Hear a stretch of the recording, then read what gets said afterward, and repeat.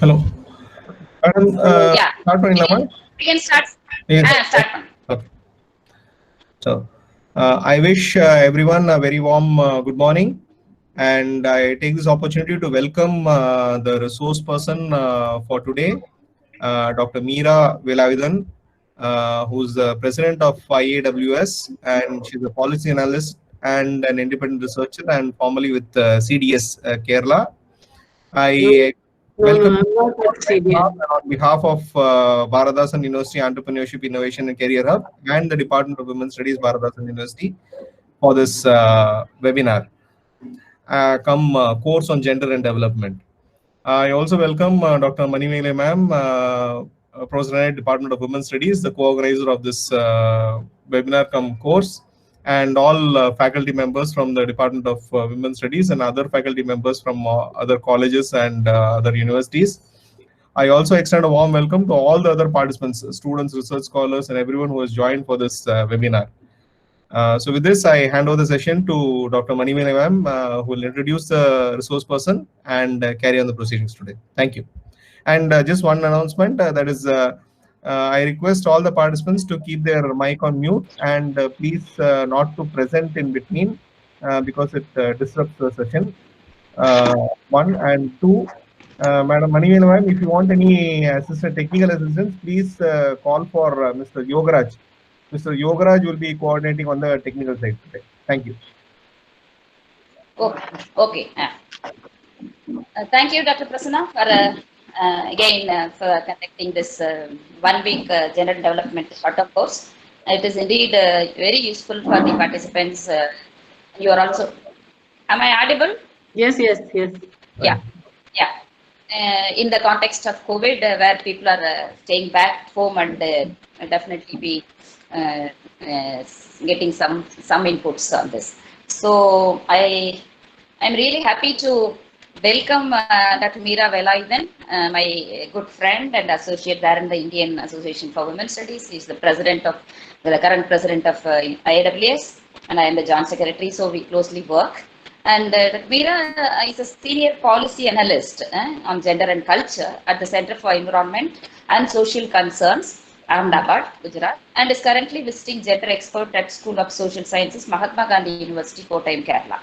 And she has had a long history of working with movements right from her student days at JNU. She finished her PhD there in JNU and is closely involved in the movements, women's movement, right from the beginning of the 70s. And she has also been involved in gender studies since its inception in the early 1980s in India, where the movements actually create a long literature, and they wanted to take it to classrooms, and thereby the gender studies or women's studies as an academic arm of women's movement emerged.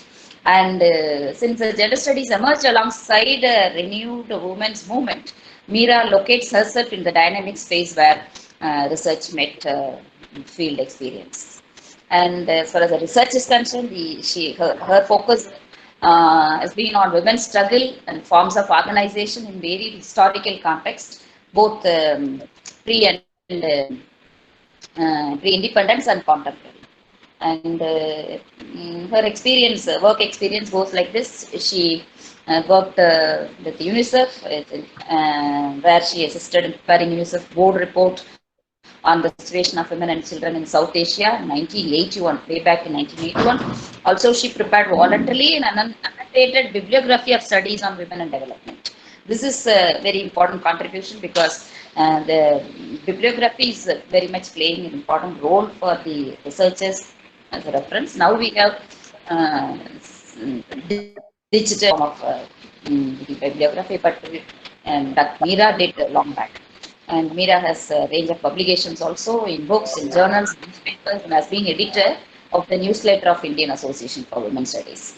So, as a personal note, I've been associating with Meera for a long, and how intensively she has been working there on the historical aspects of women's movement, gender, and very in depth in her analysis, and very much contributing directly to the policy. So, Dr. Meera, with this, I'll hand over to you, and you can go till 11:55, and then there will be some interactions. Dr. Meera, please. Thank you. Thank you so much. I'd really like to thank Dr. Manimekale because she actually has brought me into these discussions and these lectures, which are so important today, particularly on migration and women and development. These are very key sort of concerns today, and in the context of crisis, particular. I'll also like to thank the Department Entrepreneurship, Innovation and Career Development for organizing this session. And I want to clarify that I'm not with, I was with the Center for Development Studies as well as MG University, but not any longer. I have shifted from Gujarat to Kerala 2 years back, and now I'm working basically policy research. I'm doing mostly as independent, but a great deal of my work is with the Indian Association of Women's Studies. And so that is I'm not with any of these other centers or institutions. Here I would like to actually today's lecture focus more on migration, particularly what we were seeing today, reverse migrants going back, reverse migration, and also policy in terms of the kind of interventions that were made, and then in terms of policy or the lack of policy. And we can see that migration in sort of development literature and theories has been discussed quite a bit, but migration policy is a very recent, much more recent now. And then today I'll really focus more on the policy dimensions and some of the issues that are linked with that, and just cite a few examples in between. One is that how do we look at migration broadly, and that how we need to look at it, and particularly now if we see around us that it has to be a part of the history of development itself, that migration must be seen integral to history of development itself and the benefits that it gives to development. It's also more significantly what we need to do is that how we look at labor in India's development trajectory, the sort of path that India's development is taking place, and how we really look at labor within that. That I think is the key in the direction in which how labor is integrated, and then in terms of very structurally, we need to look at structurally into how labor in India's development trajectory. And then in the context of that, what is very evident, I won't go into how we see all the labor moving in buses. It's a terrible picture that we are seeing around even today. The other day also, I've been calling Manimekale and saying, so many are stranded in some place in Tamil Nadu. Can you help? And then Manimekale has been contacting the local officials and ensuring that they get food and they're put into some kind of transport. This is even going on now. From almost all the states, they're still returning. And what is really evident here is that there's really no, sometimes you hear that some states are not allowing, or they've stopped temporarily because of, say, the cyclone, that travel cannot take place. Many of these. So what you really find is a very confusing picture, and there's no integrated response. It's obvious there's a lack of integrated policy response. I think that we need to put in place. That in terms of the responses, if you see in lockdown responses and the kind of interventions that have taken place, there's really a lack of an integrated policy response. And why are these taking place? So one of the things that studies are showing is that there's a lack of understanding of different kinds of migration. If we ourselves just generally look at who are the people, we just feel a whole lot of people are moving. Millions are moving. We see it through TVs. We see it around us. There are so many sections moving, but Are we able to differentiate who they are? Are they all one homogeneous category? No, they are not. So there's a sort of lack of understanding. If we need to look at policy, we have to understand the different kinds of migration. Then the other is the nature of migration. What are the kind of migration, and then the magnitude of migration. So all these three aspects need to be in terms of different kinds of migration, nature of migration, magnitude. These needs to be considered when you are sort of thinking about in terms of policy. And so not only policy, in terms of sort of administrative responses that have taken place in terms of distributing food or transport, all these, there's no integrated kind of approach, and also a lack of understanding of its nature and magnitude and the different kinds of labor that is moving. And like recently, for instance, we saw in Kerala itself, I was not really that much aware that we found that in the garment section, there were these single women from Orissa who were suddenly some celebrity had organized their travel from Kochi to Orissa.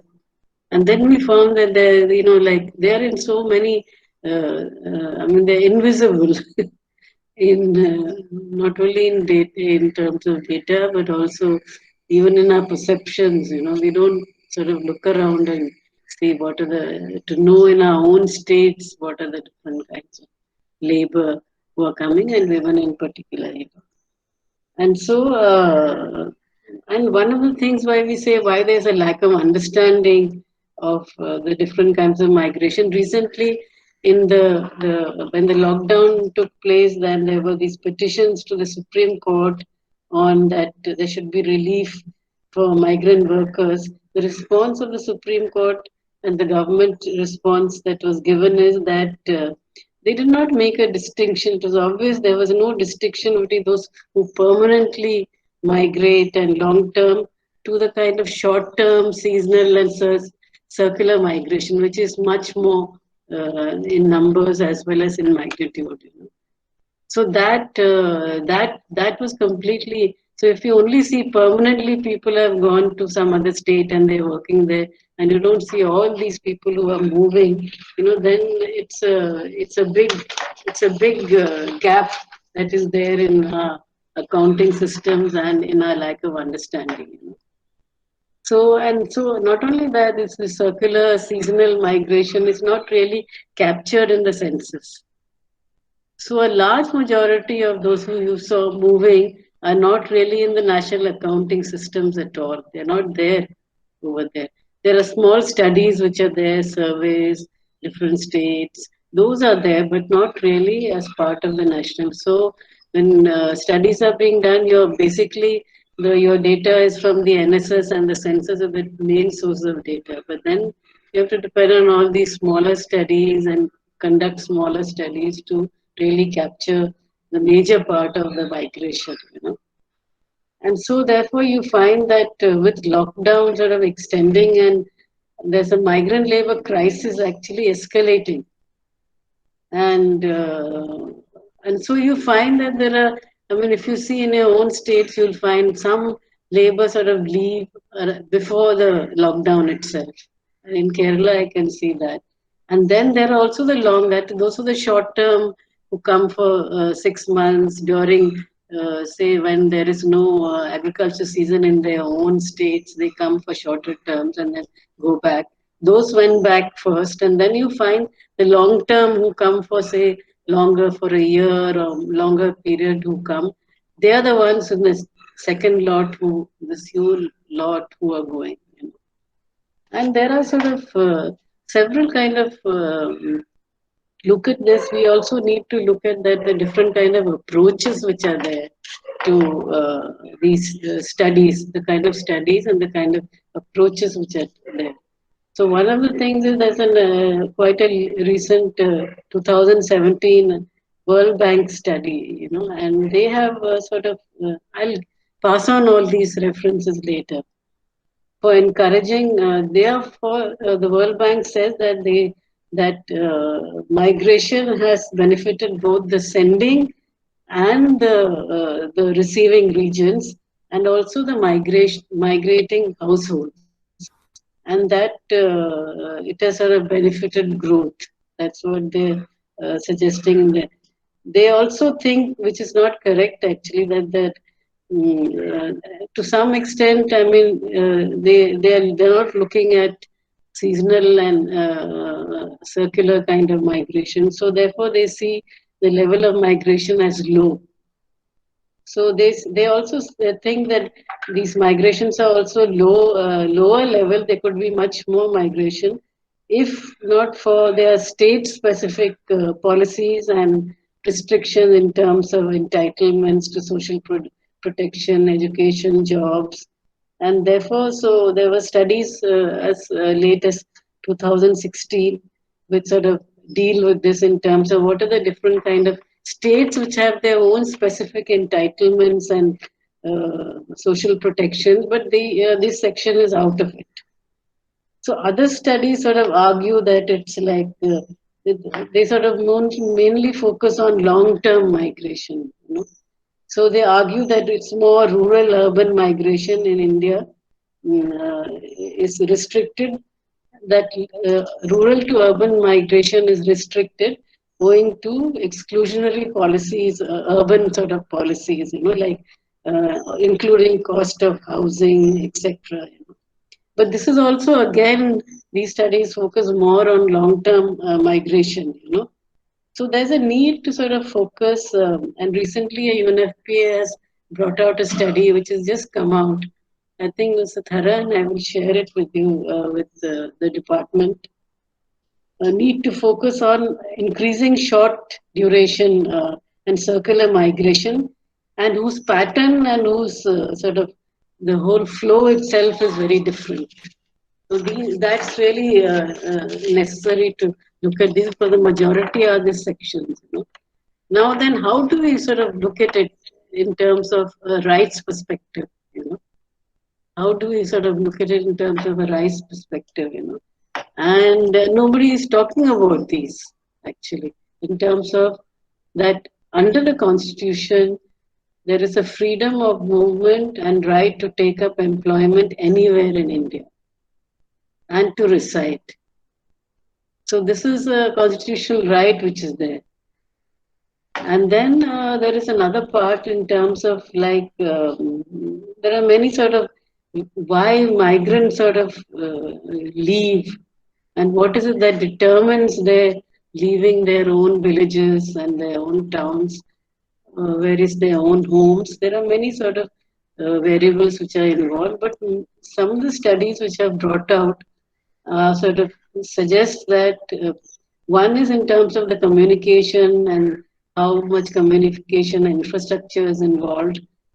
Then the policies of both the state and that which are sending and the receiving regions, where these both create, there are certain barriers which are there in terms of migrants traveling. There are a whole lot of restrictions. Sometimes like in Jharkhand, it's also linked with trafficking, labor, trafficking, violence. These are linked. So there are many sort of, in that whole journey, there are many sort of considerations which are there. Then there's also one of the things which has come out very much is that in all the states, is there a local, wherever they are going, is there are they received well, or is there hostility? Is there accommodation by, do the areas where migrants come, are they sort of local communities, do they provide housing, So the kind of response that is there, do they welcome them, or is there a sort of suspicion of them, So and then also a whole lot, there's a lot of, I think in Kerala in particular, there's a lot of, they come is through social networking, in terms of them knowing in their region or through friends or family or communities like that. So you find that, and so you find that these are sort of studies which are sort of, very recent, which are bringing out these, but you don't still have a comprehensive picture of in terms of like what is it that determines their moving, statewide studies, some isolated studies. I don't have a overall comprehensive all India kind of migration study of that kind.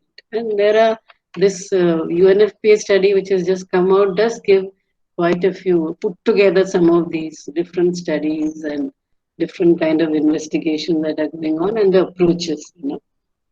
And I think also that with the significant part that what needs to uh, remember when you see migration is that there has been a sort of increasing informalization. So the larger processes that are taking place, you know, also have an impact on migration. And also there are going into urban areas, there is a sort of very high cost of living in the urban area. So you have workers going from place to place, you know, looking for work. So that is a huge sections like that. There are people who come from Karnataka, from Andhra to Kerala, you know, then they go to different places. So part of it is also about them not having, it's so expensive to live in some place, so they might live, they want to be closer to the places where they work, you know. So all these, so urbanization and urban policies in a sense also impact their choices, you know. And so some of uh, the studies which are there, which sort of recent studies, which say that there's no integrated policy on internal migration, both permanent and short duration circular seasonal migration. But although there is no kind of policy and also studies of that nature, there have been a lot of commissions and committees which have looked into these and also which have given suggestions over the years. And I remember one of the early, when I was in Center for when I was in Delhi at that time, was the National Commission on Rural Labour 1991. I think some of these institutional histories we need to revive because I think that time the CWDS had prepared on women in rural labor a document and presented it to the National Commission. So we need to dig out some of these. We'll try to dig it out and then bring it before you all. You know, it's the National Commission on Rural Labor, 1991. Then there was in 2007 the National Commission on Enterprises in Unorganized Sector, and that is in 2007. So they have been sort of in between. There have been these commissions and committees which are looking into it. But the more significant one is more recent in 2017 by the Ministry of Housing and Urban Poverty Alleviation is the Working Group on Migration.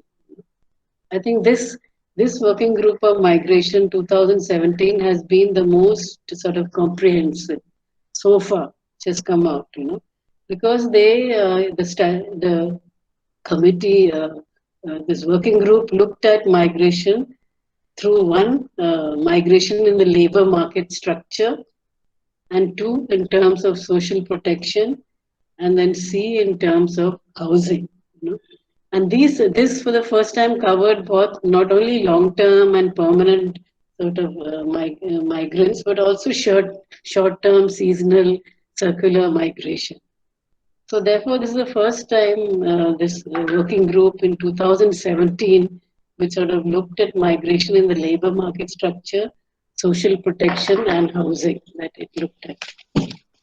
So, and also that, what was the framework of this working group? I think that's very significant. And as I said earlier, what is the protections and the rights? What is the framework? You know? The framework is really constitutional. This working group says that they are emphasized that there is constitutional protection, and these are Article 15 that we all know that deals with the discrimination about, you know, like place of birth or where you reside from as a migrant, you know, this cannot be held against you. So Article 15. Then Article 16, you know, is equality of opportunity in terms of work, particularly public employment. Then Article 19.1, that is freedom of movement to reside, settle in any part of the country.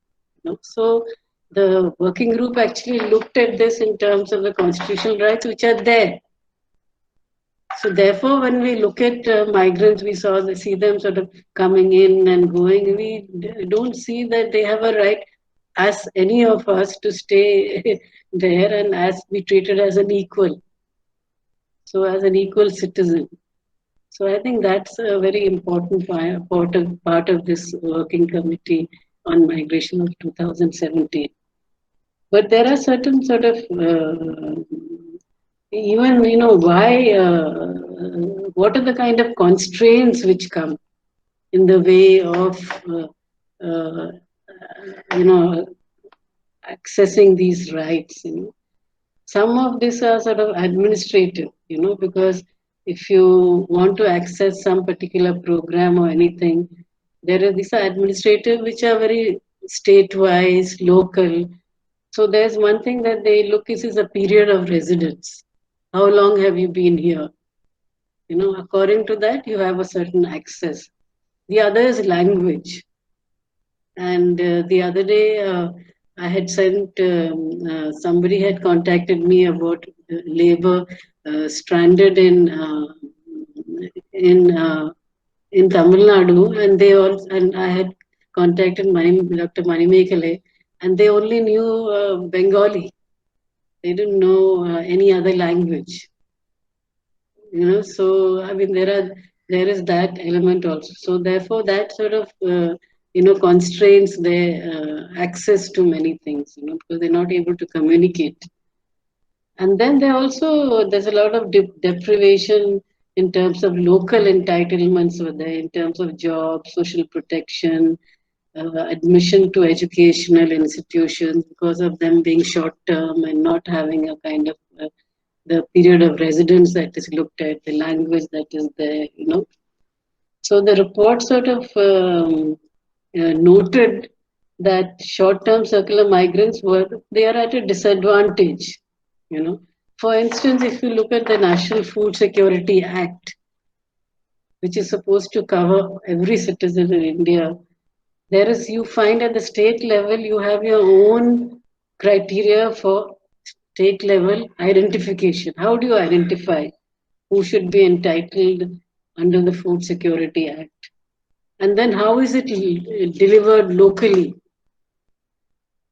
How is it? And then the short term, all these seasonal migration, do they have access? Do they have cards?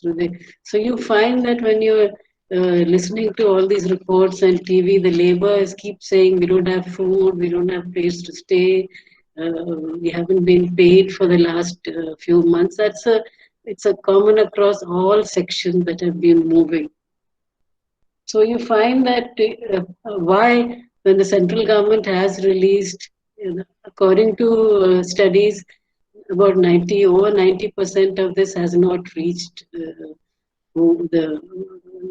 which has been, firstly, they've not been released also, and then they've not reached, because these sections which don't have these kind of documentation or the kind of identity, and also the delivery systems where they are, do they have access to that? So they've not got any of these food. So they're hungry.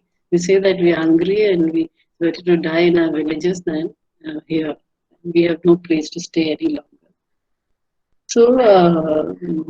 So you find that the picture that particularly these kind of national level kind of entitlements or the acts and laws, because of the state level, the kind of identification, the criteria and the delivery systems are there, which are very specific to different states.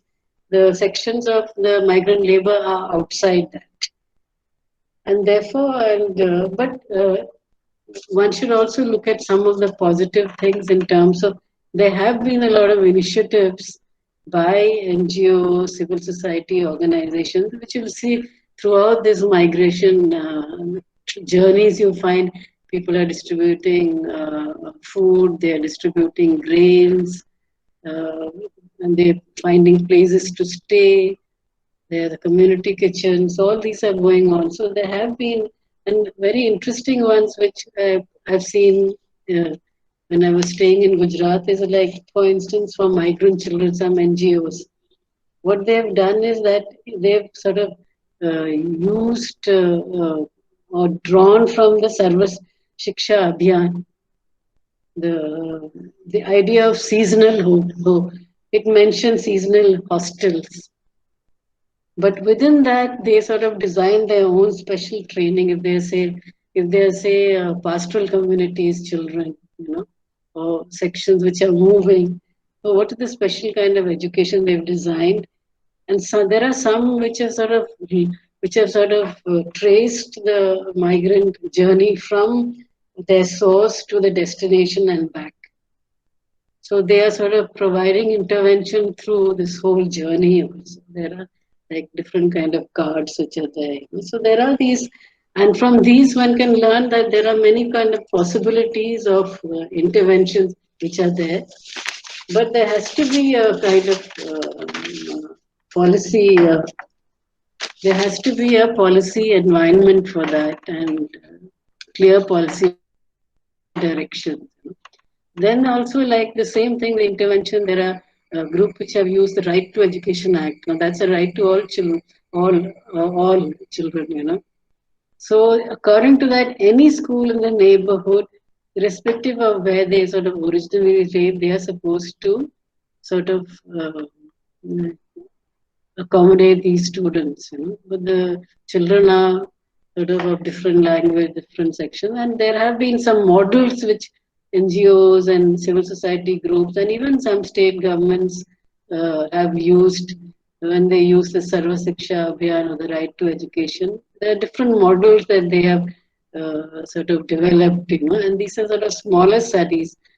For instance, at ICDS, for instance, there's a mandate for including migrant children in urban locations, So there are these different kind of acts and programs and rights which sort of in developing sort of models of intervention locally, which you can access, And so but for including migrants in urban locations and all, you can even have one thing you find is there are no interstate MOUs that states talk to each other and then develop. So if you're talking to say Tamil Nadu or to Jharkhand in Kerala, then there are specific considerations that you need to take in terms of language or the background that the sections come from.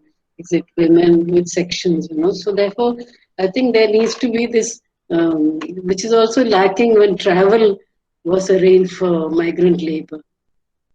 And that there's a understanding needs to be there between the different states. And the center also needs to coordinate these in a sense, because they need an overall approach. So that was lacking, which is why you have, the millions of workers moving, because there's been no coordination. And then there's in the context of the lockdown and in the context of the COVID virus. So all the different states are dealing with that also, and then there's a lockdown too. So in that sort of crisis time, like in terms of the Disaster Management Act is what is used nationally, which has been invoked for lockdown, and this is the act. So what are the features of that which sort of look at these elements which need to go into it? Another issue is that in terms of labor policy, you want to look at the regulation is, if you look at the today's crisis, the regulation is in the concurrent list,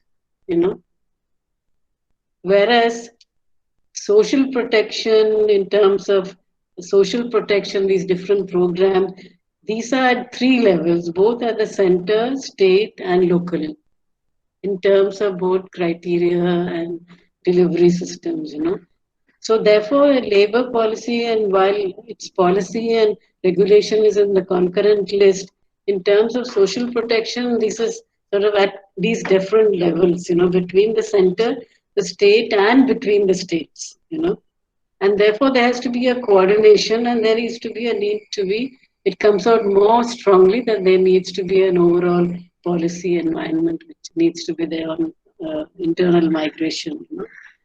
And some of the studies which show that there are some studies which have sort of recently come out that most of the states, in fact, if they have any sort of administrative measures, they are mostly directed, they're short term and they're directed at seasonal migration, sort of circular migration, short term. And there's no comprehensive policy framework. So these are sort of very ad hoc, different states, they do that, you know. So I'll just give an example of how you look at your own state. I'll just give an example of Kerala to sort of say that what is the way you can look into, say, migration in your own state, you know. And looking at Kerala, one of the things is that what is the kind of if you look at Kerala, there's a large scale of national level going to different states and international migration. You know? But the migrants who came to Kerala initially more largely from Tamil Nadu and Karnataka at that stage. But since the 1990s onwards, there's a shift in terms of it's also related to the kind of labor that is going into the different countries and different states, and the kind of demographic changes that take place, the age groups which are going, and the genders of these sections who are going. And therefore, you find that in Kerala in the 1990s, it's not so much Tamil Nadu and Karnataka, they are still there, but in a smaller numbers.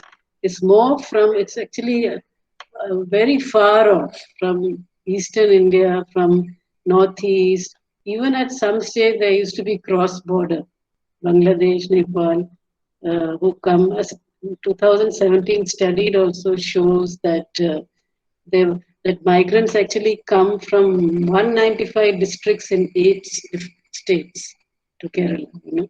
So it is something that you can look at in your own states when you study, is that like what are the districts that the migrants are coming from which states.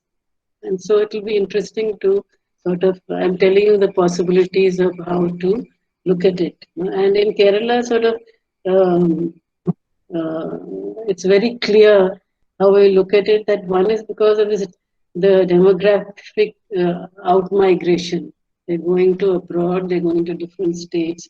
There is also, like in Kerala, some kind of lack of labor in some sectors, you know. So the migrant labor are occupying those kind of niches, you know. Then also that one of the considerations the studies in Kerala have shown out is that they've come from Karnataka or some other states because they find the wages are higher. The wages are higher in Kerala. And they find that there is more social acceptability and less of hostility that they face locally than other. I mean, it's not totally accepted, but there is less of that. You know? So, and the labor comes from low wages. And also another thing in Kerala is the days of work. That is something that studies have shown. One is the higher wages, and there are more days of work available. So therefore, the labor, these are sort of considerations. And then also, but a lot, studies have also shown that large sections come through contractors and agents. So, and also one of the things you need to look at is that how many fresh arrivals are there every year?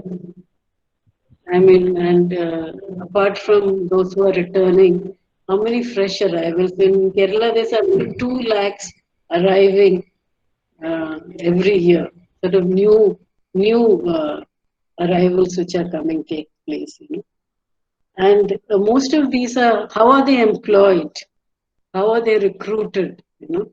And the studies have shown that mainly it's through contractors and agents, but there is also now sizable kind of to a less extent through informal channels like to families in the villages and friends. And they also that show that in Kerala they are just sort of spread across almost all, like all sectors of the economy.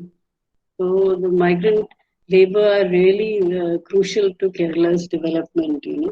A recent study showed that they are in construction, hotels, furniture, iron and steel, marine fishing, plywood, textile, garments, fish processing.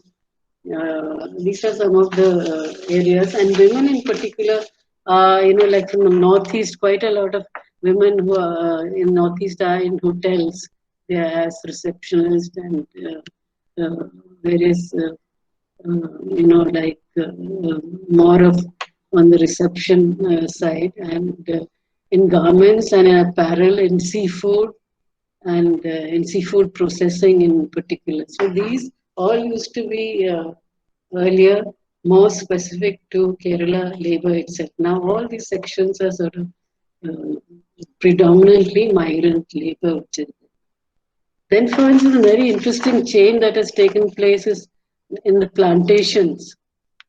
And earlier, the change that is there, that say Munnar, for instance, Tamil labor, but now there's a shift, and it's very interesting to see that the smaller studies have shown that tribal workers from Jharkhand, Odisha, Chhattisgarh, and workers from Assam are sort of replacing the Tamil labor in the tea plantation. Tamil, part of the reason is they also in Tamil Nadu, the kind of work that's available and going to Narega and some of these things in terms of social security. So there's a kind of less of those sections coming into the plantation, to that section.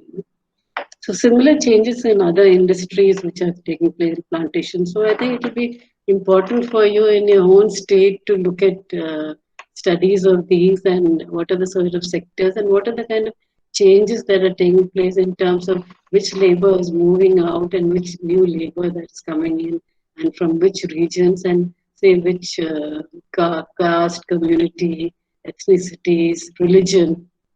And that's also a factor of sections of minorities, uh, conflicts which are taking place or violence that is there. That's also a part of this migration history. And there is also, as in all states, one of the things that is very clear is the Interstate Migrant Workers Act, the 1971, is nominal implementation everywhere.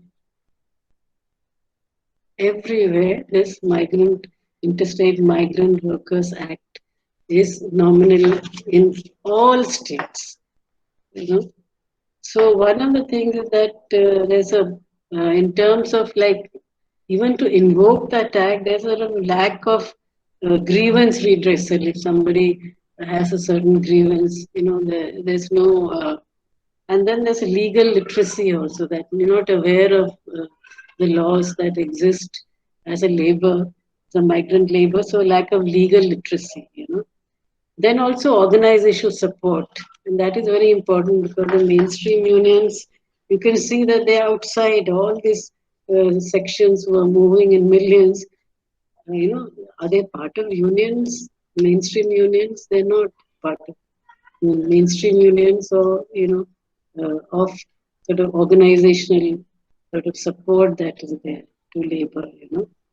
So therefore, unions are supporting in terms of food, in terms of stay, and arranging travel. But are they sort of part of the unions, formal or informal? Are they part of these kind of organizations? So this whole lot is without support. And then in terms of, you look at that, so therefore because this act is not in place, and because of these kind of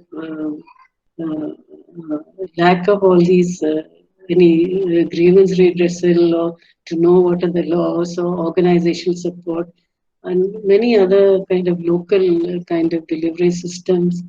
They are sort of deprived of health service, welfare, social security, and housing particularly is really a big issue for them, you know. So there is also this element of stigma, you know, and there are states which have sort of have been very suspicious and think crimes related to migrant labor, and there have been special police operations directed at migrants, kind of.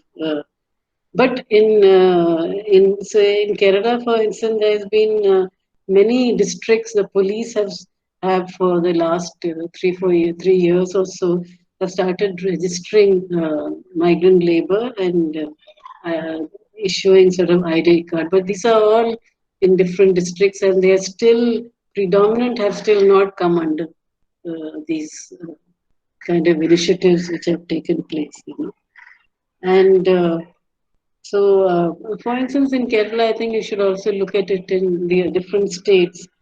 The wages in the construction sector is higher for the migrant labor than in any other states, but compared with local labor, it is lower.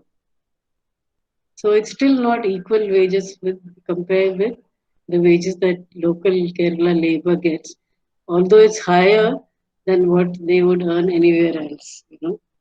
So, and also there is also in terms of what is the skills, lower skilled in that sector itself, the most lower skilled jobs go to these sections which are there. So there is that labor kind of skilled, unskilled, different kind of layers that the migrant labor occupies. But Kerala was the first state in 2015, to start a social security scheme. So maybe you need to look at the different states in your own states and see. And it first was started with the Construction Workers Welfare Board. You know, that these boards which are there, different kind of boards are there for unorganized sector. That they sort of started a kind of social security scheme, which is sort of between the ages of 18 and 60 years, and certain minimum income of 7,500, sort of per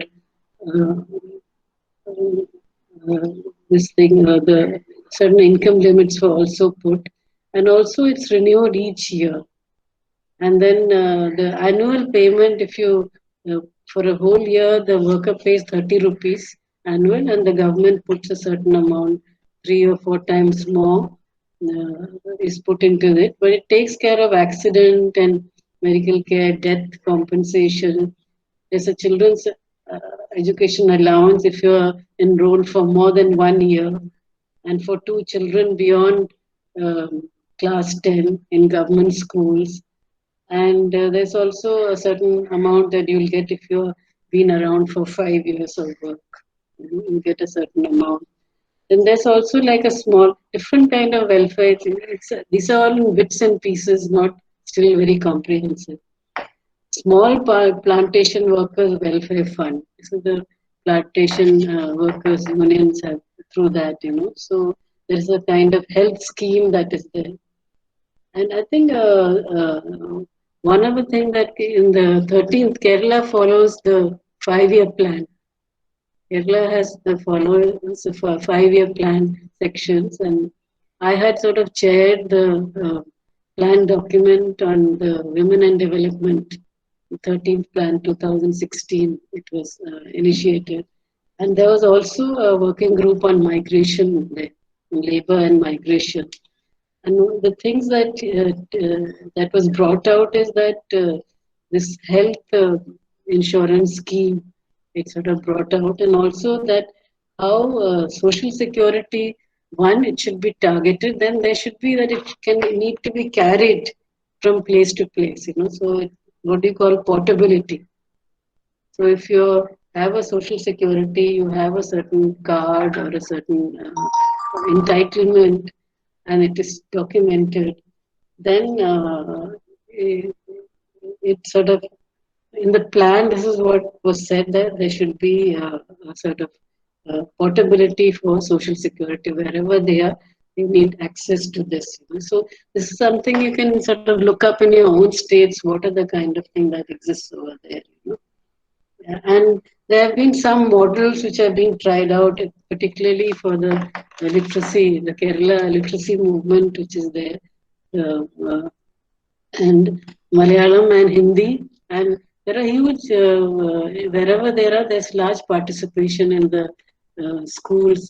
Women also in Ernakulam, I've seen up to 800 are attending some of the schools, night schools and holidays, some schools like that.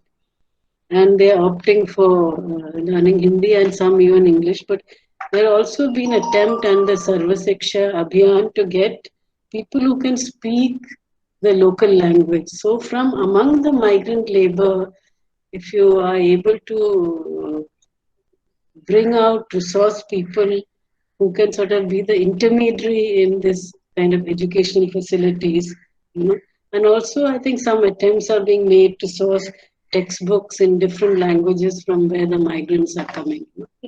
These are sort of very beginning stages, but these are some things that can be tried out by development interventions that take place in various states, And one of the interesting things I think we need to really look at is like, what is the kind of structure of labor organization that can provide more sort of social security and more kind of better conditions of work. And one of the things, but there is only a very small section which has gone into that in Kerala, is the labor cooperatives. I think this needs to be looked at, the labor form in terms of forming labor cooperatives, whether it's women's labor cooperatives. One can sort of, I think that needs to be looked in terms of being able to, what is the, if they're not part of the union, what about these cooperatives? And whether that can be sort of tried out. But even in here right now, although they are part of cooperative, they are still not yet full members. They're sort of non-members who are there, So there is that issue which is there. And so what happens is that since majority come through contractors and agents, here the cooperative itself, you bypass those sort of sections in terms of this cooperatives. And so therefore, like finally, I would sort of like to sort of say that there are, what are the kind of the study, both the migration report and there's a recent UNFPA report 2020, which has just come out, which is a very comprehensive one, and which I'll share with you, which sort of, I think focuses on, one is that there should be a universal registration system for migrants and family members, So, and how access and portability, this is linked with access and portability of benefits, And this sort of smart cards sort of based system is sort of for core social security benefits, some kind of a card, which can be portable and accessible to whatever program which are there.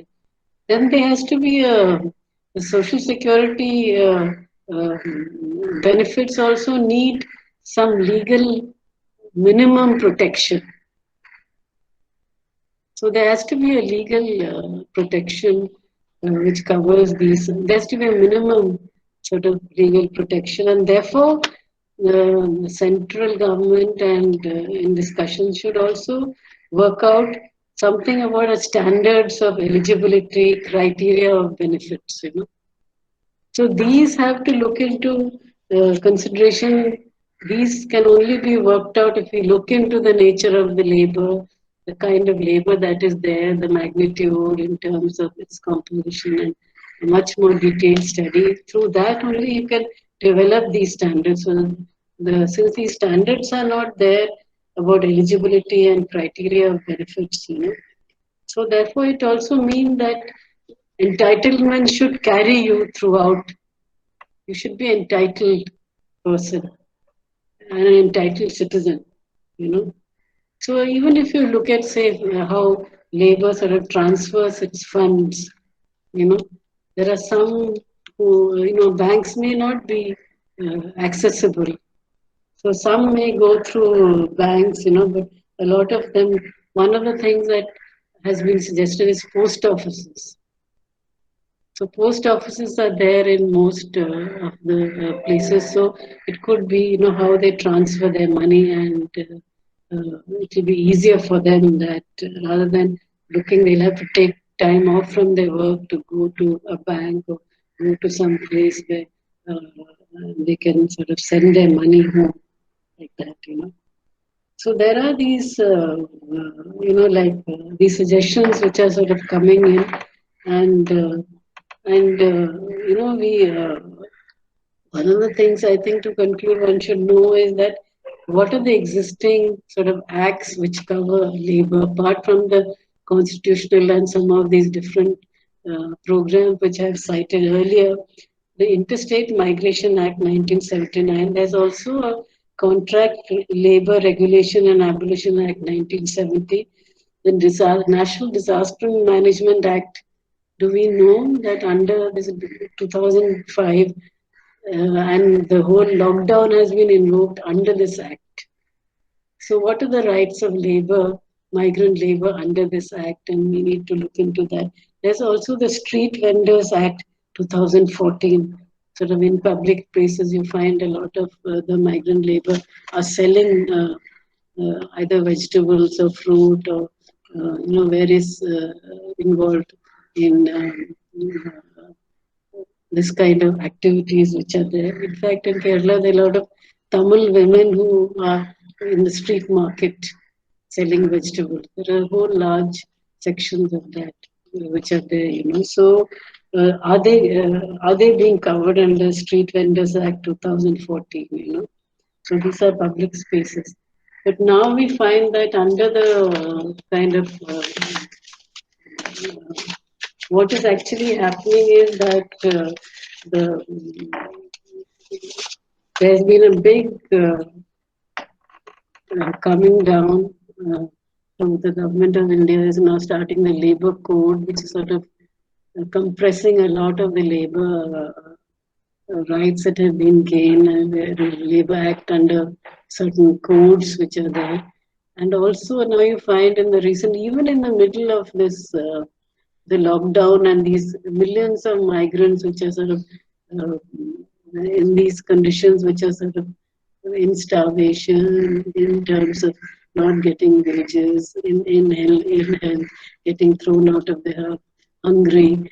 In this condition also, different states are sort of, enacting anti-labor laws which exist. Many labors in UP, Gujarat, Madhya Pradesh, Rajasthan. Some of these are sort of enacting. I mean, there are about 7, 8, 9 states which have sort of enacted acts, which are sort of. Some have actually in UP. They've sort of removed all labor acts for the next 3 years. And then the working hours has been stretched to 12 hours from 8 hours. So there's a total kind of anti-labor environment that's prevailing, and particularly now that if you look at some of the, I think I will also pass on to you some of the very interesting historical kind of studies on pandemics and labor. What happens after pandemics to labor? There's always a reorganization of labor. There's a lot of restructuring of economies that take place. And so now you find that there are actually, construction sector in particular are calling back their labor. They're giving flights, they're giving buses, they're giving higher in Punjab and some of these other places, they're giving higher sort of wages, accommodation, food, all which were denied earlier because they need this labor and these projects are sort of stuck in their place. So there's going to be a lot of restructuring, and there's a kind of a crisis in the economy in any case. So with the labor sort of going back and which sections will come back. And so I think we also need to look at immediately what one needs to look at is the labor that is going back, the reverse migration is that there are one of the things that's coming out in a lot of details is that they're again back to starving, not getting in their states enough food. There's lack of work, there's lack of whole sections which don't have, sort of, there's landless sections, whole sections. So there is, the states need to focus on that. Also have sections of this labor which have come back, locally. There has to be some local intervention. Firstly, to provide food, the hunger, the food that is there, and then work that they are looking for, the labor. Locally, they are looking for work in that area. And so I think this these are very much needed immediately at the local levels, and it's important for the central government to provide, the food grains in the food corporation is so huge that it can, like really feed the hungry in all of India, So it's a need to shift these to the different states, and then the states ensure that they have access, whether they have cards or not, they go household. Every household is entitled to, under the Indian Constitution, all of us are, every household of labor are entitled to food and housing and decent living conditions, But immediately, this food and work is very important locally for those who have returned. And these are very important because jobs are lost. There's no payment that's been there. They come without any sort of income or any food to even access to buy food. And then health conditions are pretty bad. And there's also the mental, in terms of need for compassion, need to it's been, the whole journeys have been very difficult. There have been deaths, there have been illnesses.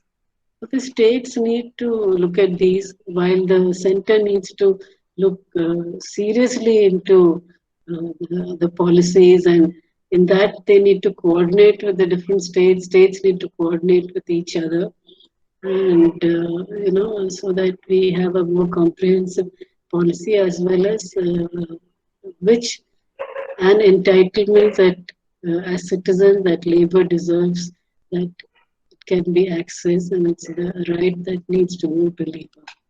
Thank you.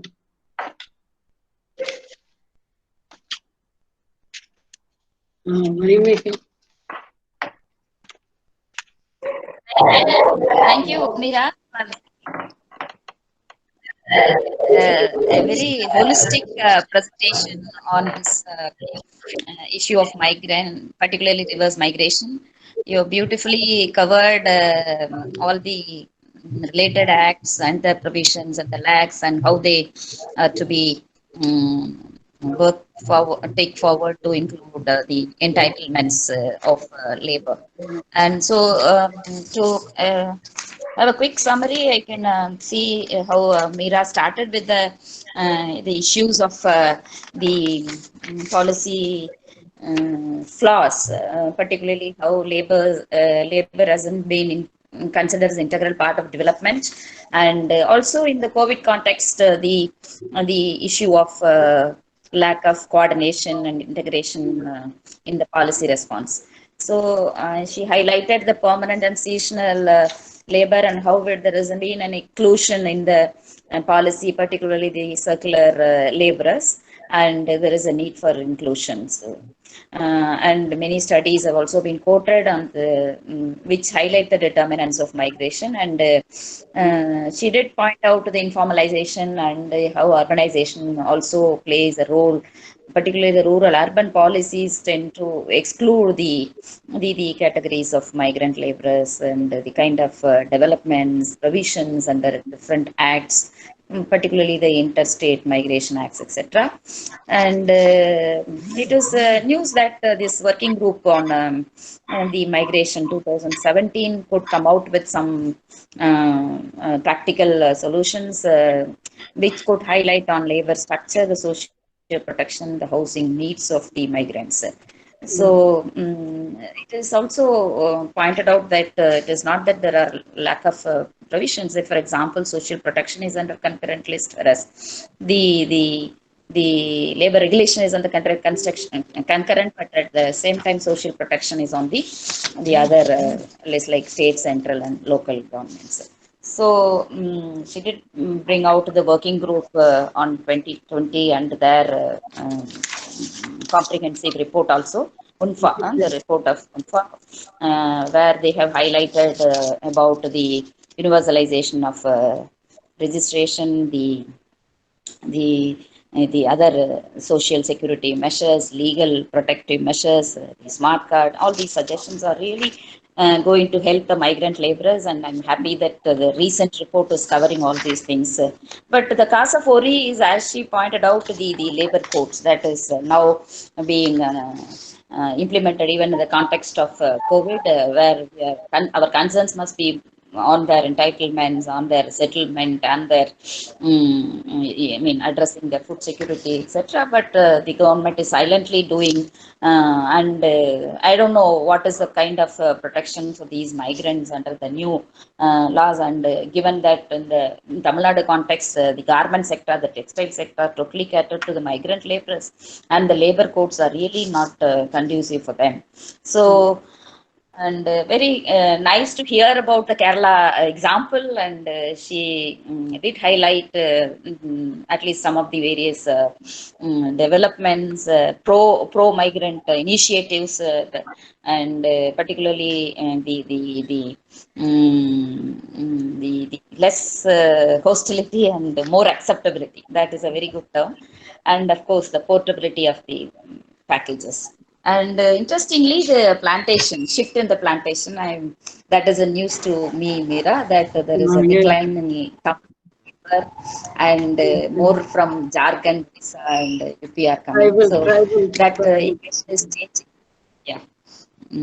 So ultimately, she concluded that the labor, whether and they are there in their own states or outside, they must be recognized as human being, as citizen, and accordingly, whatever measures in the various acts. Of course, she went out all the possible acts that are being available to protect the labor, but how it is being implemented and how the coordination is missing between the interstate and also the intrastate, and receiving the migrant laborers also. There will definitely be a discrimination. Everybody will agree that. And language is a big issue that we have been dealing with for the past 2-3 days, where everything is in Bengal. So I forwarded to Bengal friends to translate and send, and forwarded to Tamil friends who could be in a position to work, etc. So thank you, Meera, for bringing such a wonderful piece of note on this reverse migration and covering fully the laws, the acts, the provisions, and what is lacking.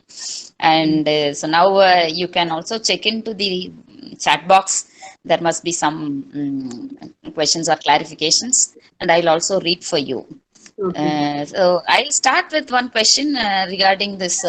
Now we are talking about universalization and the labor rights, where in a rights perspective, very much you have emphasized that.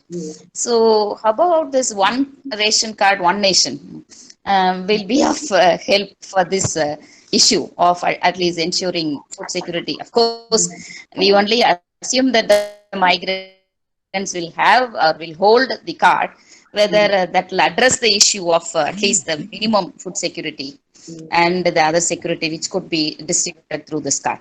Meera. I think there are two ways of two aspects to it. One is there's a lot of centralization. You have seen that part of centralization.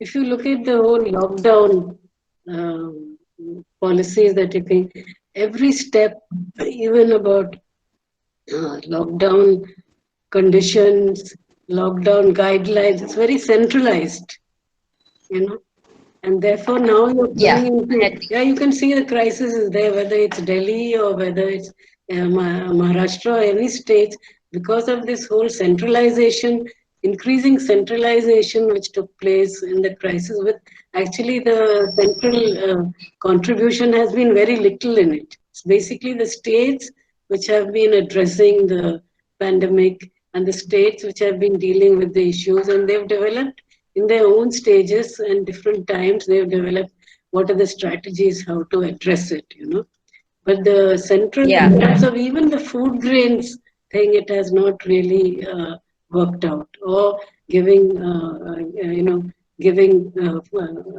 cash flows which have not gone to whole sections which don't even have accounts, And so therefore, on the one hand, there's a sort of these centralization directives of guidelines which are taking place, whereas there are these regional and state-wise realities which are there in terms of the pandemic, in terms of labor itself there. So therefore, this I think is one ration card, one nation thing is also as part of that sort of centralization kind of problem. In fact, the fact is that there should be, why do you need so many of these kind of, it's part of this, I would say it's part of this Citizens Amendment Act. It's a kind of extension of that, in terms of getting more and more data and in terms of, but at the same time, I think every citizen has a right to public distribution system, And I think there should be some criterias and standards, and this the reach should be there, and the state-wise this reach should be there. Already, say in Kerala, there are these different categories of public distribution system. There is A, B, C, like that, and those who are sort of the most marginalized, and then there are below poverty line. Different kind of criteria are there, and different states. Kerala itself has evolved. So, but ration was given to all for 3 months, irrespective of what kind of ration card that they held. So this, one nation, one ration card is more of the centralizing thing rather than really. Right now, the thing is to get food to people where they stay and where they think, and then the states start the enumeration at the district level only, and district and the panchayat level only, these kind of measures can be taken that everyone gets a ration card, So these, just as a slogan, it's a very centralizing slogan, but in reality, the immediate need is get the food to where people are. And that I think is very significant. And then locally, through the local levels, do this enumerate, bring everybody into, we have an inclusive in terms of everyone should have a card, ration to access to the public distribution system. These. So therefore, these are the kind of, about this one ration, one card. It's very much political kind of, what do you call, slogan. Yes, I agree with you. It was political, and the immediate need is to provide food wherever they are. Yes. Mira, can I read the questions for you? Yes. How is gender playing a pivotal role in existence of an immigrant? How is gender playing a pivotal role in the existence of an immigrant? Gender is very much very significant, particularly in terms of the sustainability of households, and where women play a very crucial role in terms of sustaining the household, its livelihood, and so in that sense, gender plays a very it's actually a crucial role in migrants, and whether migrants are they migrate as family, these are all very region specific kind of studies which need to bring those out, but gender is crucial because women are crucial in sustaining livelihoods and sustaining the family in the household in terms of food security, in terms of survival. So in that sense, gender plays a very significant role. Yes. there is another question. What would be the social acceptance towards these migrant workers by the local people during post-COVID? Now, post-COVID, migrants, now we don't, there's been different states have, I think, different kind of, there is sometimes stigma is attached to it. Because if you hear the interviews of the migrant, they say that people laugh at us, or, in some states, they say they don't consider us as sort of equals. They don't really, there's no recognition of the contribution at all. So I think stigma in terms of giving housing, in terms of seeing them as seeing migrant labor as the other. So post lockdown, I mean, say I can tell you, Kerala is going to be a very there'll be a kind of a big crucial thing, because one, migrants are returning. There's a huge Kerala, Malayalis are returning in huge numbers from different states and even from countries like in the Gulf, where jobs are lost, or where they've cut down on work industries and things. So they're coming back. So there is that section which are coming, both mainly quite a lot of them are skilled and unskilled, which are coming back. And then Kerala, what has interestingly happened is that 1/3 of the labor has not left. They're not leaving because they are in sort of better kind of positions, and they feel they've not left and they're staying back. So there is that section which already is occupied. Now, the new sections which are sort of coming in Kerala, one of the things is that even in agriculture, people, there's a shortage of labor, which now has been occupied with migrant labor sections. People who are educated in other sections don't want to go back to doing agricultural work or climbing coconut trees, or all these kind of, particularly in the agriculture sector, they don't want to come back. So there's a lot of there'll be a crisis, like what are the kind of their aspirations, what are the kind of niches that they are even willing to occupy, because outside you are getting higher wages, and you may not do that work here when you come back. So what sort of, and which are the migrant sections which will come back? It's sort of uncertain right now in that section. So the response will be like, in terms of, there may be competitions, there may not be competition. There may be sectors which are still sort of lacking labor. These all because right now also the pandemic is there. And those who, for instance, Kerala, why people are returning is because they feel it's safer here, and you'll be getting treated irrespective of which section you come from, you can be treated. So a large section of even those who are permanent kind of migrants from different states and many countries and all are returning.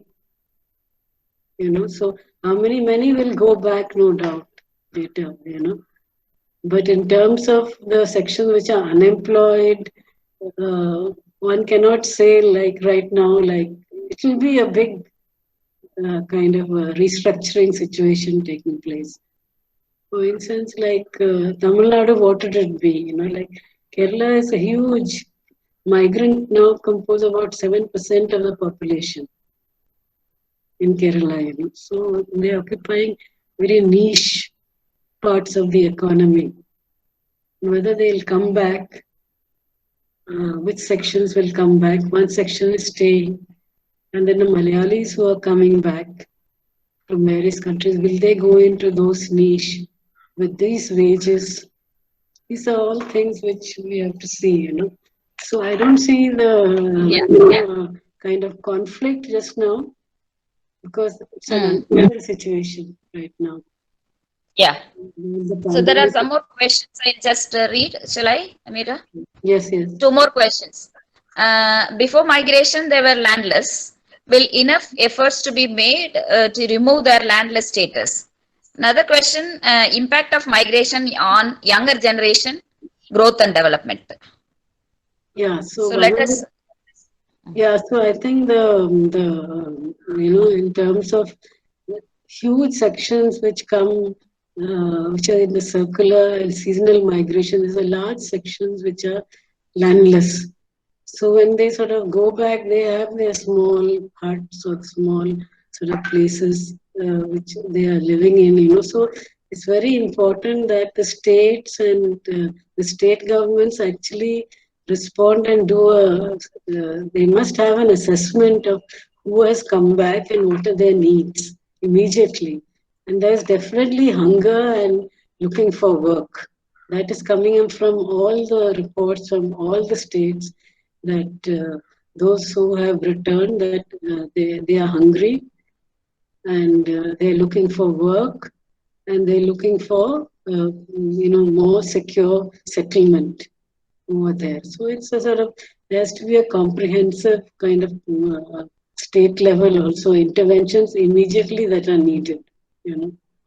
And then if in areas where monsoons are sort of setting in or are going to set in, there's going to be that additional kind of consideration that needs to be taken place. You need very big, you need political will to do this.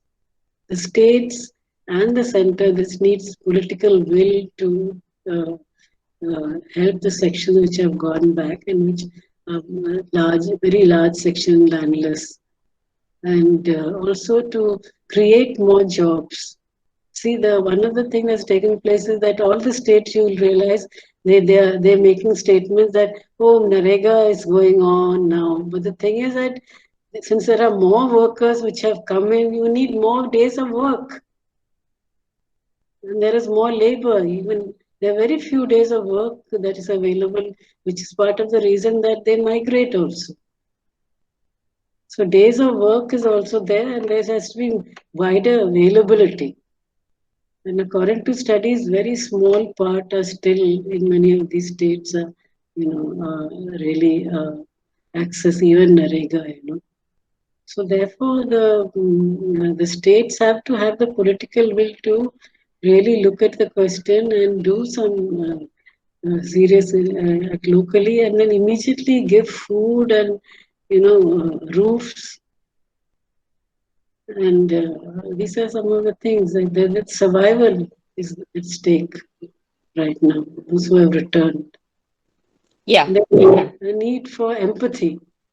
Yes. Because they've gone through a whole traveling by trucks, by walking. Yes. How many people have been, there are families where a parent has died or parents have got killed. So many the children, I think, who need to.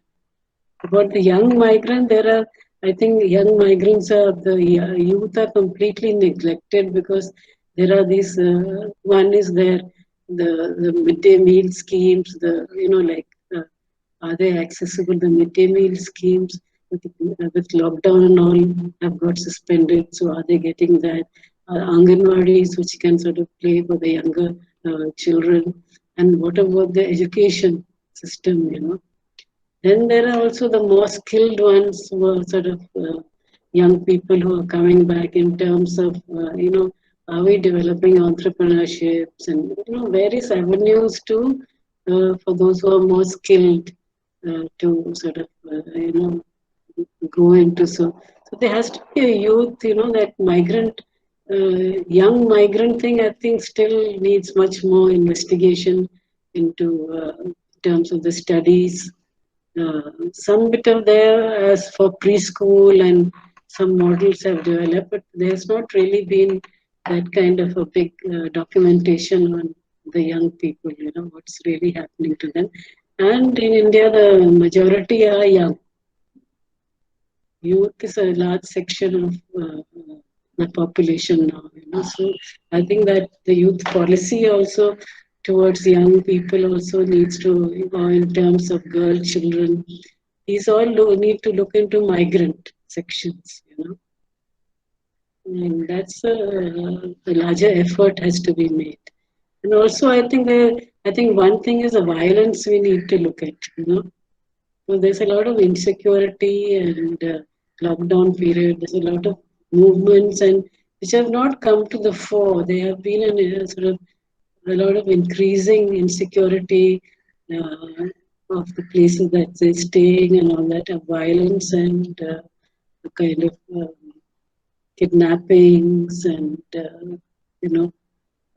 sexual violence. These are sort of cases which are sort of reported only a few in between, but I think they are taking place much more that is there. So security. In fact, there was a question that was directed to the Women and Child Minister Smriti Irani, and about how internationally, also nationally, and all the states, violence against women and girls have, and children also have increased. And the response was, oh, there are all these cells which are there, which are, crisis centers are there, they're taken there in all the regions. So, I mean, this is the state, the national level response. So, you can imagine how much work we have to do now. Okay. Meera, we have some more questions. Yeah. Yes. 3 questions. I think with that we can stop. I think partly you have answered already this question. If the migrants do not have the ration card, what would be the alternative solution? That is one question. That the second one is what will happen to the education of the children of the migrants? Third is judiciary should safeguard the fundamental rights of the citizens. Of course, that is an observation. So these 3 we can respond and then can close. I think Dr. that Meera. right now, irrespective of whether they have ration card or not, food must be distributed to every household. I think that's very important that food in Kerala, food was distributed to all. It was very localized through the local, because the local governance is strong in Kerala through the local panchayats, that wherever there are settlements of migrant labor, there that food.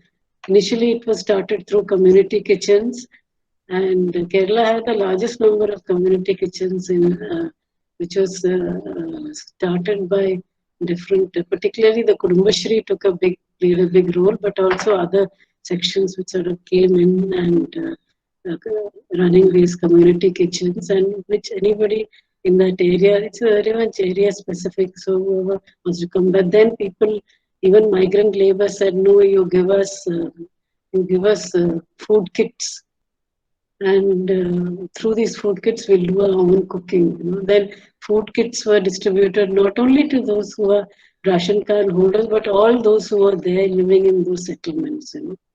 So there were like 3 months of ration was given over there. Rice, wheat, different kind of thing, and also oil, cooking oil, pulses, soap, and hair oil, very different kind of things which you need in a family. So that kind of, I think, provision needs to be done. I think those food kits should immediately be distributed. And the ration card system has to go alongside. It has to be done locally. It has to be done locally with some participation of, civil society groups and other sections to ensure that everyone gets a card. It's not that somebody, for instance, who doesn't have a pakka house or doesn't have any place as such, which is not legally entitled housing or anything, that they're not entitled to a card. It cannot be like that. So every citizen has to have a public distribution. But immediately what is needed is that irrespective of whether card is there or not, every household should get these food kits, which are very necessary. And the other question is about the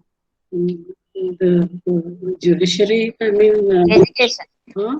Children's education. Yeah, children. Migrant children education. Exactly. Migrant children's education is really in a crisis. But in some of the, I can see in Kerala that some of the considerations of migrants going back is that some children who have been put into school, who are in 10th exams or 11th and board exams. Some have stayed back and gone later. Exams took place end of last month. And so there were sections who went much later. But the children were, see, there has to be local, state level initiatives and also panchayat levels in terms of the midday meals which should go to children. The midday meals, right now the crisis is about food and having, a sort of environment where you feel secure in terms of stay and food, hungry.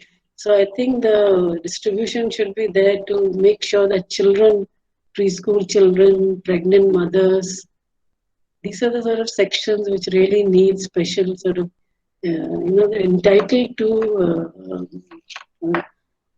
provision, social provisioning of various kind of, whether it's food or security, different kinds of security and work that is there. So young children, I think there's a lot of, like I was also thinking, what happens to the street children? It's a lot large. India has the largest number of street children. Recent statistics have brought out large number of street children are in India. Like what happened, to that section? Right now there are some few stories have come of these children accompanying the migrants in their walk. Some are going like that, but they're still, we haven't really got a picture of those sort of sections which are sort of in millions, which are there. And the education is, of course, because migrants, particularly circular and short, education sort of get, a lot of it is dropouts. And these are only in phases, they may go to a school or not. So therefore that the system has to, you need a kind of, look at, some groups have looked at the chain of migration, the migration path. And then how many months they go back, and when they go back, can they go into some access educational when they are there, So that, it's still not something that has been worked out in policy itself. And we need more data on that too.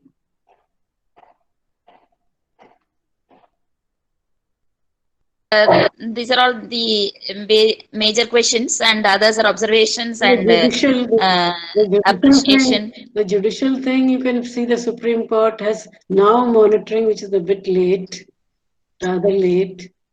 And why, when the first petitions had gone in at the beginning of lockdown itself, or even before, and they were not only now that they have picked up, when it has sort of become migrants, they still not, travel is still not organized. There are, these, the Shramik trains are still, people are still waiting, that is going on. And just to say, give this, give that is not enough. When all these points which are raised, they are not in place, So just sort of giving direction, not even clear the direction, who should give what, whether it's the states or the center. So these are not, this monitoring is a bit rather late, but anyway, better late than never. So hopefully that, and that too is because of concerned people raised it and pursued it. They were human rights lawyers and others who pursued it and pushed it. That's why this has taken peg, and it was catching international attention. So it was embarrassing the government, all that was happening. And therefore there was a kind of, the Supreme Court sort of restored. But I think we need more of, judiciary should really look into the constitutional rights of migrants and all citizens. Yeah, that's there. Okay, yeah. I think these are all the questions, and we have some observations, and it is saying that the health issues of the migrant workers, especially the women and children, must be with the government, the care of the government. So these are the observations, and many had appreciated that it is an interesting session, and it's a good opportunity to understand this whole dynamics of migration, migrant workers, etc. So ultimately, it is a very good session and a discourse for all the participants. There are around 52 participants still staying to hear, listen to Oh, you, very good. Meera. Oh, very good. You want to conclude so that we can Yes, close? yes. One of the things is that I have references and all which I can send to Mani Meghale.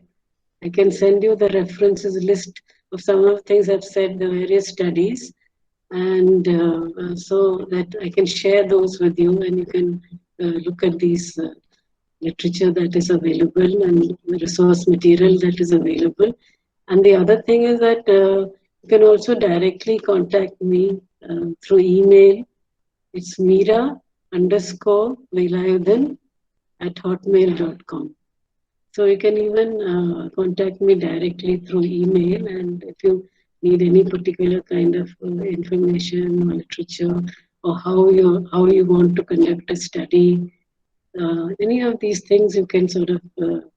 And I'm very happy to be able to discuss this, because I think these are things all of us are so concerned about now in particular, and we need to look at what are the fundamental issues involved.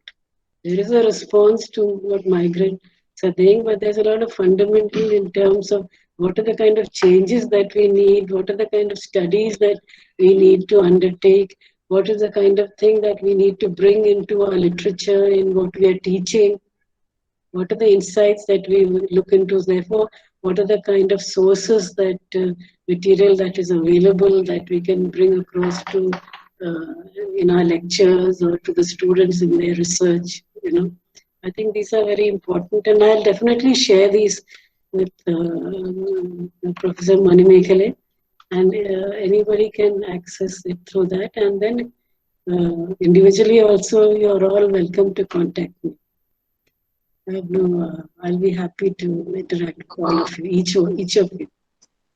And thank you. Thank you. I'll definitely share your mail ID, Meera, to the participants, and I'm very happy that this particular session went up to 12:40. I think it is already 1 hour and 40 minutes. So you must have been tired, but still No, you no, were able no. yeah. And so I thank you, and will be happy to have you for any other session also in future. And we are, as I already pointed out, that we are going to conduct another FTP starts tomorrow, and Dr. Maheshwari is coordinating. Already there are around 1,700 and odd participants who have registered across the country. Huge, but I don't know whether we are going to accommodate everyone. And these participants are also quite welcome to join. And particularly that is on feminist research methods.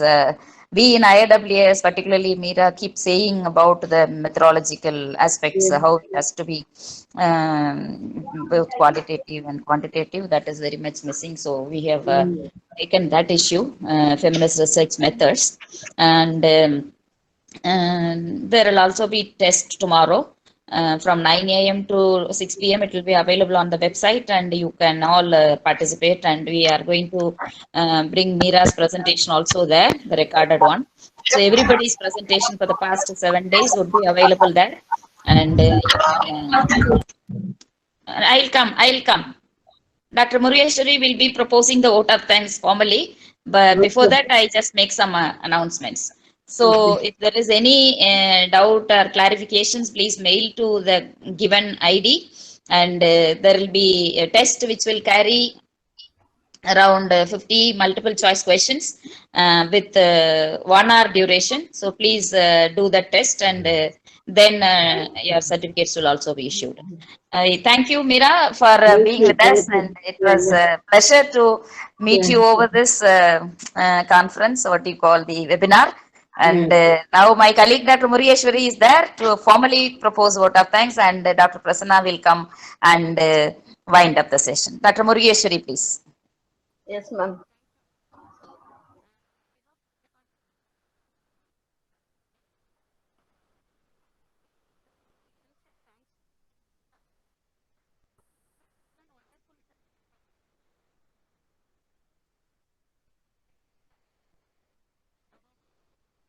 locally, regionally, state-wise, central-wise, even international-wise. She has and the kinds of state level and what would be suggested on behalf of Not getting. about the right I to think there is some problem. constitutional rights and everything. And Women in Development also presented to the Second Committee of General Assembly regarding women and regarding migration. And I feel that migration can increase the women access to education and the economic resources. It can improve their economy. So, Madam rightly pointed out that female migrants and refugees are of exploitation, particularly abuse, including trafficking and all. Many of the skilled women have high rates of migration nowadays, but many employed jobs.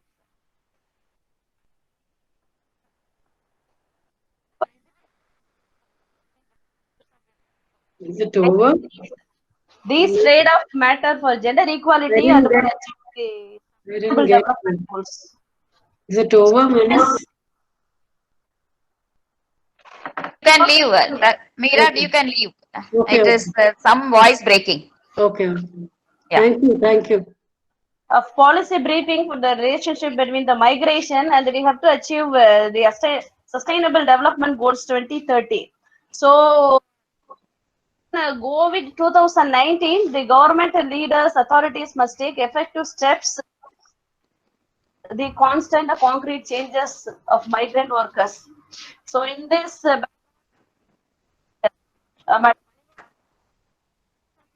organizing wonderful development,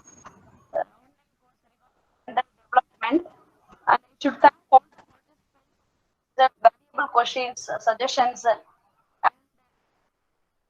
clarification regarding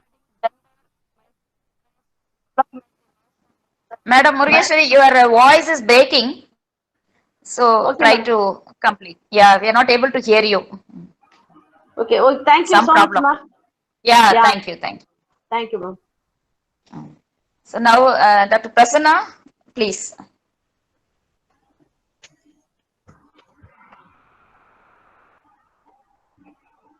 Dr. Prasanna is there?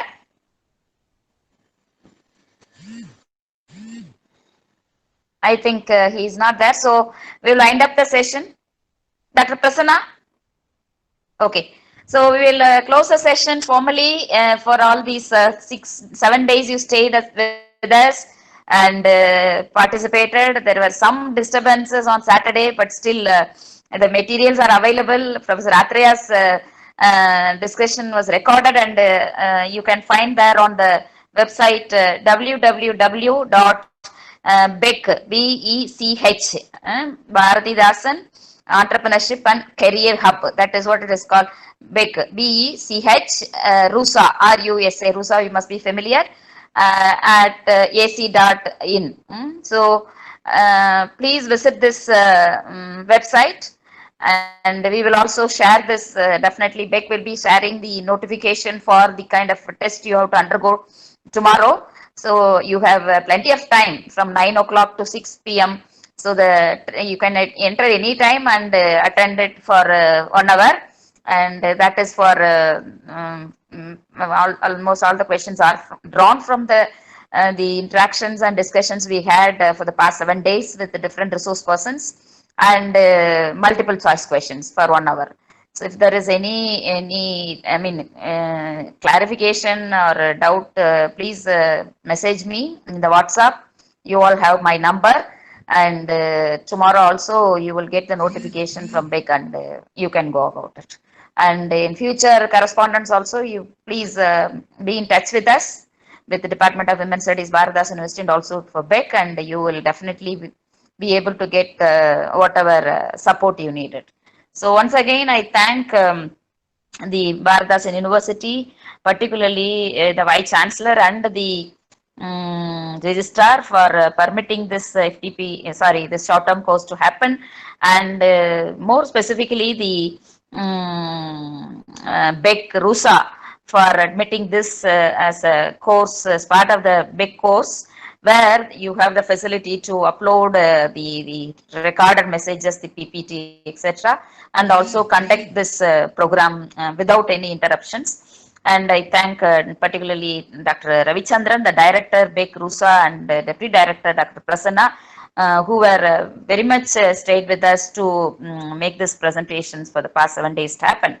And I also thank Dr. Murugeshwari, Dr. Shubha, Dr. Shamim Banu, Ms. Jayanti, and other colleagues there in the Department of Women's Studies for making this program happen and making all support available at any time needed.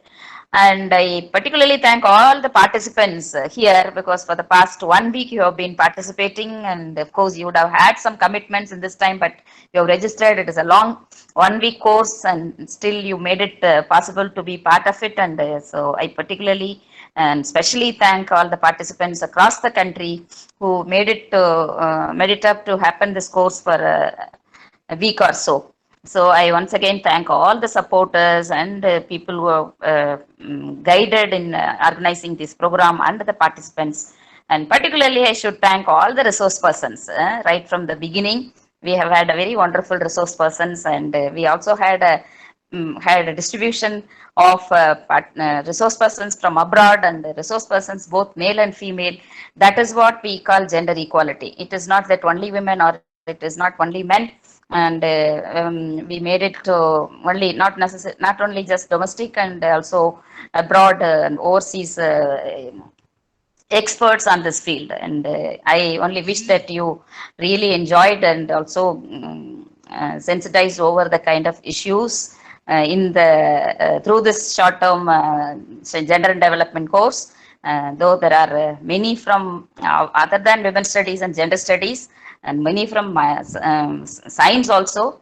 I only wish that this course must take everyone to revisit their own subject with a gender perspective, and you have to contribute to incorporate gender into the curriculum, into the day-to-day experience, dialogues, discourse, etc., etc. That is the very purpose of this course, and those who are interested